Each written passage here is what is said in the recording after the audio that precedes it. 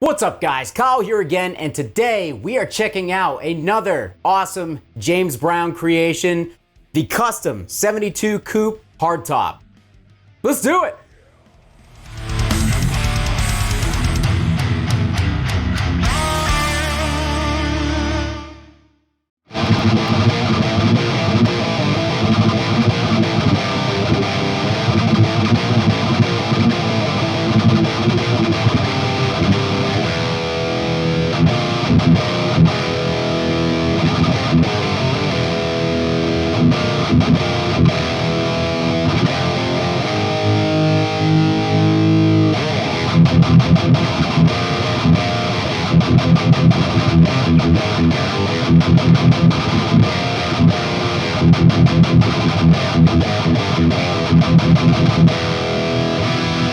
Alright guys, hope you're doing great out there today. If this is your first time here at my channel, my name is Kyle and that camera is a little out of whack. If this is your first time here at my channel, my name is Kyle and what I do is I take awesome high gain amplifiers, overdrives, guitars, cabs, speakers, pickups. I record them with a simple SM57 setup and I give you guys the unprocessed audio on your end. So if you're into E standard thrash riffs, drop C hardcore riffs, and dudes that can't think of any witty one-liners right now, you're in the right place. Consider hitting the like button and subscribing on the way out so you don't miss any more of my stuff.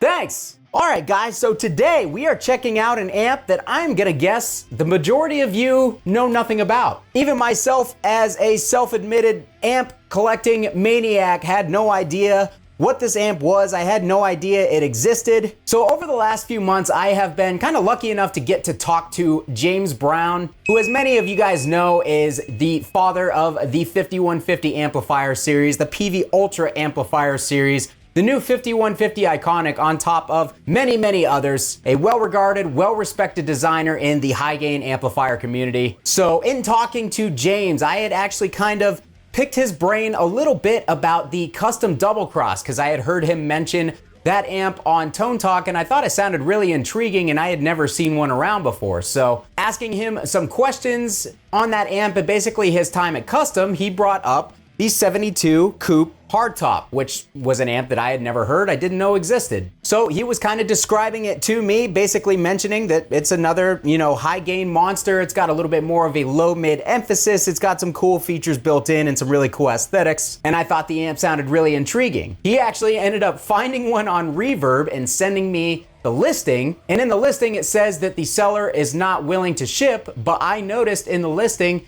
that the seller was Tone Shop Guitars, which my buddy Andrew just happens to work at. So I hit up my buddy Andrew Dykes at Tone Shop Guitars in Texas, and he actually okayed it with the owners to ship me this amp, gave me a good deal on it and everything. So thank you so much to Andrew for making this happen, and thank you to James for kind of pointing me to the amp and giving me some info on it. So this amp has a couple of features that you're really not gonna find on a lot of high gain amplifiers. It's got built-in vibrato and tremolo on top of having a built-in reverb, and instead of just having a regular single knob to adjust the level of reverb, it actually gives you a tone and intensity. So really cool built-in effects to this amplifier, but that is not why most of the people who are going to be watching my channel are going to be tuning into an amplifier demo, so we're not really gonna touch on that stuff. Sorry, James. What we're here for is the absolutely nasty high gain channel that this thing possesses. That intro clip that you guys heard was the higher gain channel with the pull bright switch out, and man, it just absolutely snarls. It's got a ton of punchy low end.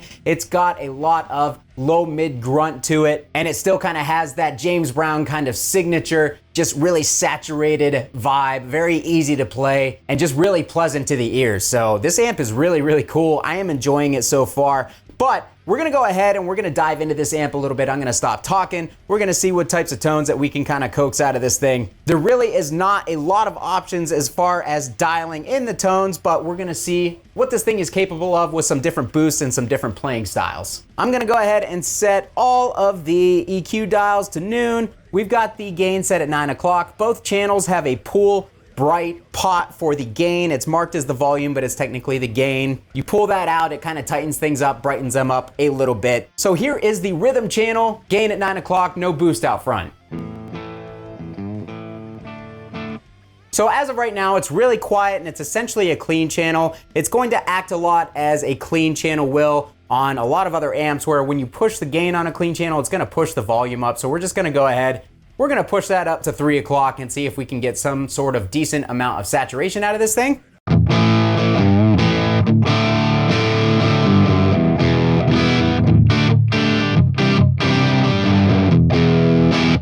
Kind of still just like a classic rock level saturation. Let's put it all the way to the max.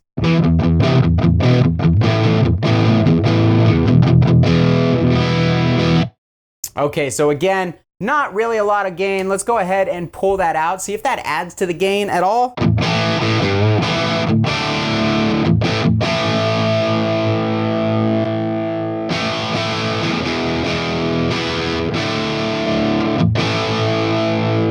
Seems to give it a little bit more character, and obviously it brightens it up a little bit.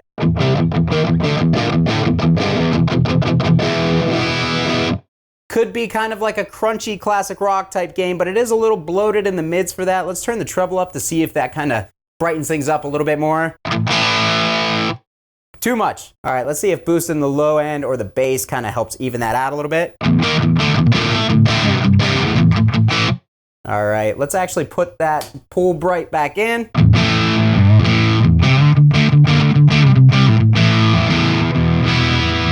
All right, so pretty tubby like that. Let's pull the bass back. Let's get a little bit more mids going.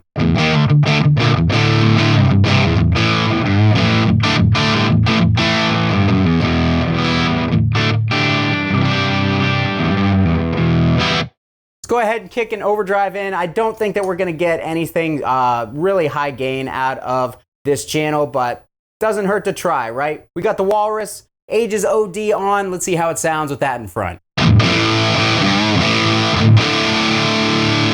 Really bright. I've noticed that the treble is definitely a bit on the harsh side on this channel. On the other channel, it definitely makes up for how thick the gain is, but on this channel, it's a little much for me.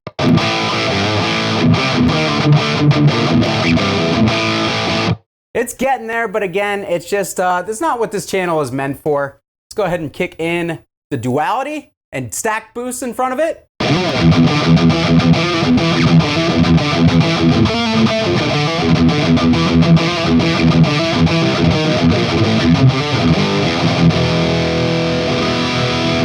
So very guttural, very low mid heavy. Upper mids are kind of rounded off, and it gives it that kind of like real, I guess like throaty but nasally type of tone. It's cool, and I think that this channel really is better meant to be used as a clean channel more than a low gain channel. So yeah, that's all I'm gonna use that channel for. Let's go over to the lead channel, because this is where the magic is on this amp. I'm gonna go ahead, we're gonna pull that volume back, push the pull bright in. I'm gonna put the EQs back to noon. And here is what we have on the lead channel of this amplifier with the gain at 9 o'clock, all the EQ controls at noon, and no boosts out front.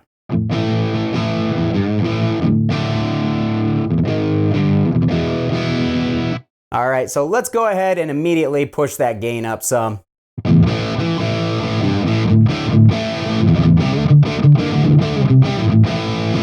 Very dark up top, very boomy and low mid heavy. Let's go ahead and just get some treble on top of all that. And that immediately kind of brings it to life. Let's roll that back just a tad. Let's roll those lows back.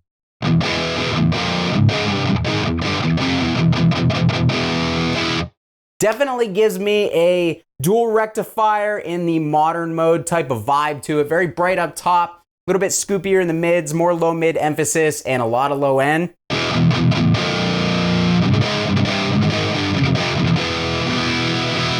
All right, we're starting to get there. We're starting to get there. Let's get that gain up a little bit more. Let's get some more saturation.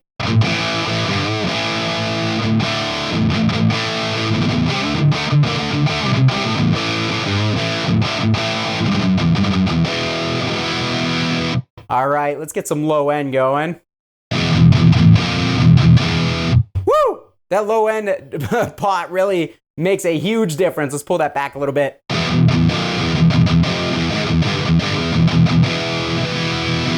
All right, we're getting there. We're getting there. A little bit more on the gain for this channel.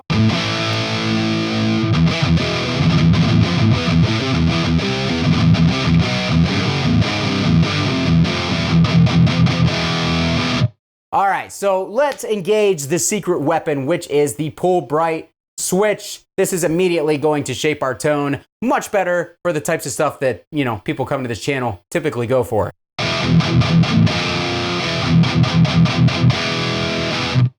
All right, so we are immediately much tighter. Let's go ahead and get some mids on this bat.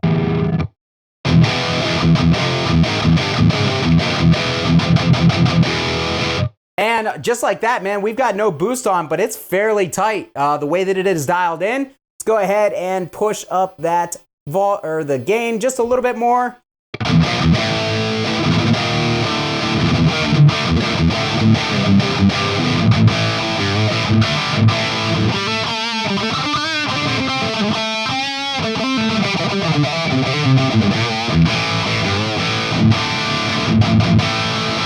Definitely as it's dialed, a very bright, gritty top end. Let's pull that treble back just a little bit.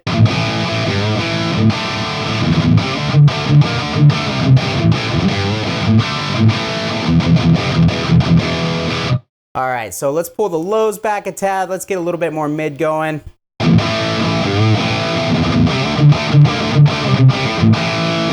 Again, very reminiscent of rectifier type tones, but the saturation feels a little bit more like a 5150. It's got that smoother type of saturation. It's not really as stiff. It's a little easier to play. Honestly, I think it sounds cool, but I'm really going to enjoy this amp more with the boost out front. But let's do another riff real quick before we do that.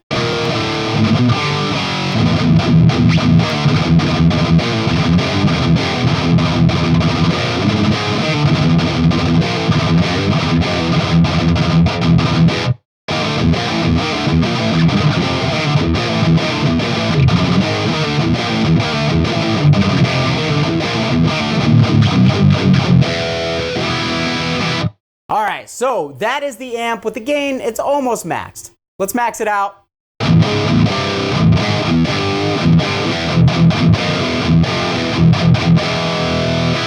It has just enough gain to get into the really saturated high gain realm, but we're gonna pull that gain back and we are going to engage. So let's try the Boss SD1 to start. Let's see how well this boost meshes with the amp. I immediately love that. It definitely, with the mids pushed on this amp a little bit more, it seems to kind of be reminiscent of the 5150 mids a little bit. It's got a little bit of that wah sound, definitely not as prominent as it is on the PV stuff, but it's in there and I'm here for it.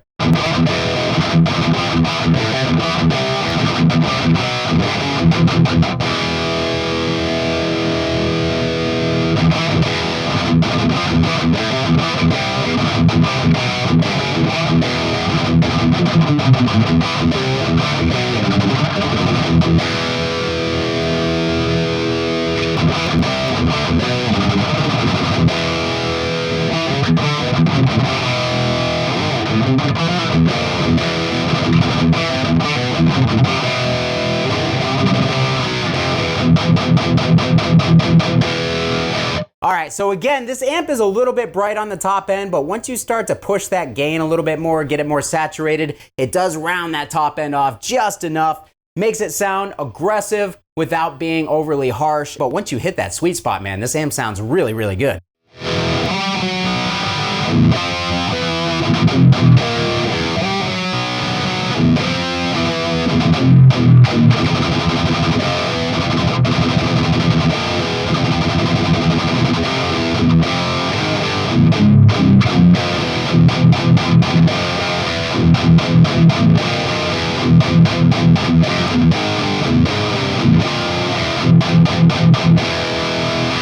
All right, so this amp, like, tonally reminds me of a cross of a 5150 and a dual rectifier. It has the dual rectifier, lower mid growl. It has the dual rectifier, kind of bright and kind of buzzy top end, which I usually tend to like. But it also kind of has just the more chunky, more percussive low end of a 5150, and it's got a little bit more of that upper mid presence. Like I said, it's kind of a cool cross between the two tonally. At least that's what I'm getting out of the amp. Let's go ahead, let's shut that boost off. Let's turn on something like just my regular old Deadwell Duality here. And when I say regular old, I mean my favorite boost on the planet. And let's hear how that boost interacts with this amp.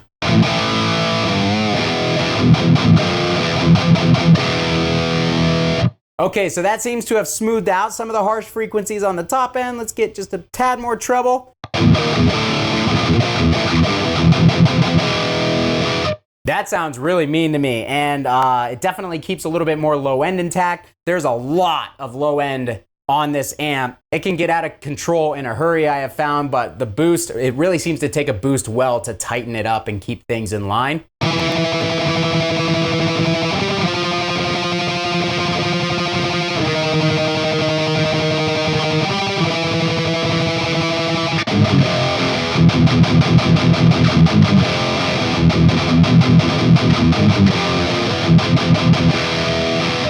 Oh, that is nasty, dude. That has such a good low-mid grunt to it. It's a little bit different than the tones that I would personally normally dial in, but I like that. I like that it has more of a low-mid emphasis. It just kind of gives me something different, something that I'm not necessarily used to, and I'm really kind of digging the tone that I'm getting out of it. Let's check the Electric Eye Mud Killer on this thing, because the Electric Eye can really tighten up the bass and really add mids in a good frequency that I think this amp will benefit.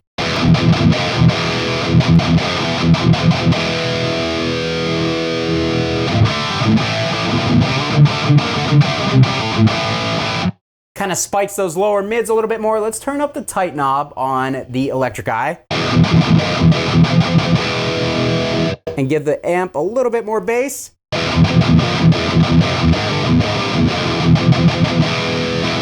That kind of, it's like just woofy enough. Let's get a little bit more on the tight knob.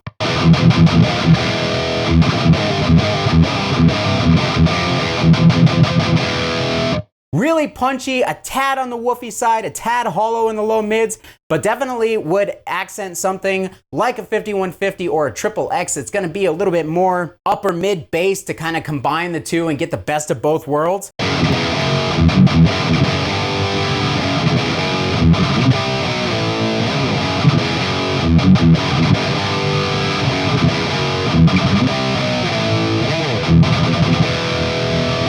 All right, let's actually try reducing the bass on the amp a good bit and turning that tight knob all the way down on the Electric Eye. And that just kind of tightens everything up. It doesn't remove as much low end from the front of the amp, kind of fills in those low mids a little bit, makes them maybe not quite so boxy. Again, sweet spot on the mid knob, because if we pull it back to noon, it's gonna sound really scoopy. That's almost like a dime bag tone if we take a little bit of that low end out.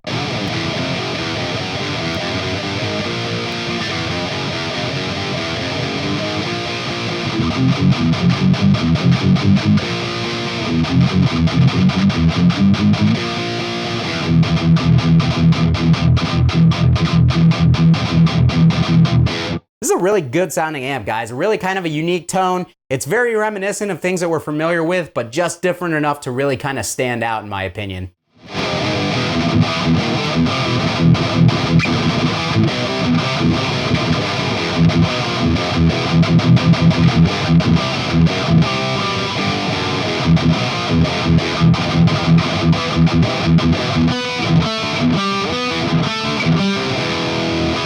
Really cool. Let's drop it down to D standard and drop C real quick, and then we'll call it a day on this amp, but we're definitely getting some gnarly tones, and I think in drop tuning, it's just gonna sound ridiculously mean.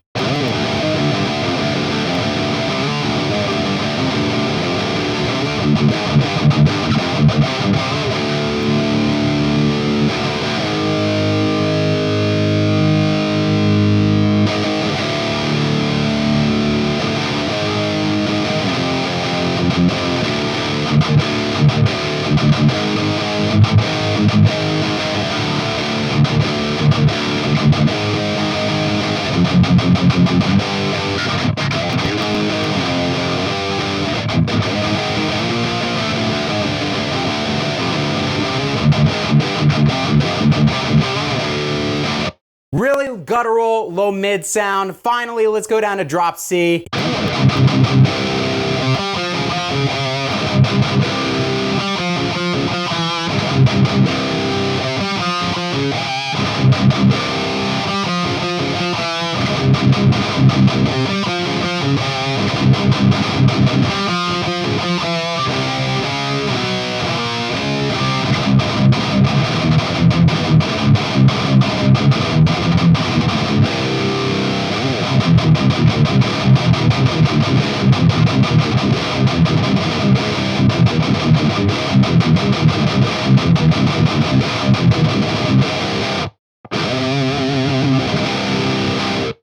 Alright guys, that is going to do it for me today on the Kustom 72 Coupe Hardtop. What did you think about this amp? Have you ever even heard of this thing before? And if so, have you played it for yourself? What did you think about it when you played it? What did you think about the tones that I was getting on your end? Always curious to hear what you guys think about these amps that I demo, so drop it down below in the comments and I will meet you down there to talk about it. If you want to support this channel, down in the description of the video are all my support links, including my Sweetwater affiliate link. Get yourself something nice from the fine folks at Sweetwater. I get a little kickback, costs you nothing extra, greatly helps me move forward. Or consider adding your name to this list of very fine people by joining my Patreon. I would love you forever. Finally, thanks again to James Brown for not only talking to me about this amp, letting me know it exists, giving me the details on it, but finding one for me to purchase in order to get here on the channel and check out for you guys. That was really cool of you, and I really just respect the hell out of James and think it's super cool that he's active in the high gain amp community all these years after his initial success. So thanks again, James. Thanks so much for watching, guys. Kyle here again. We'll see you next time.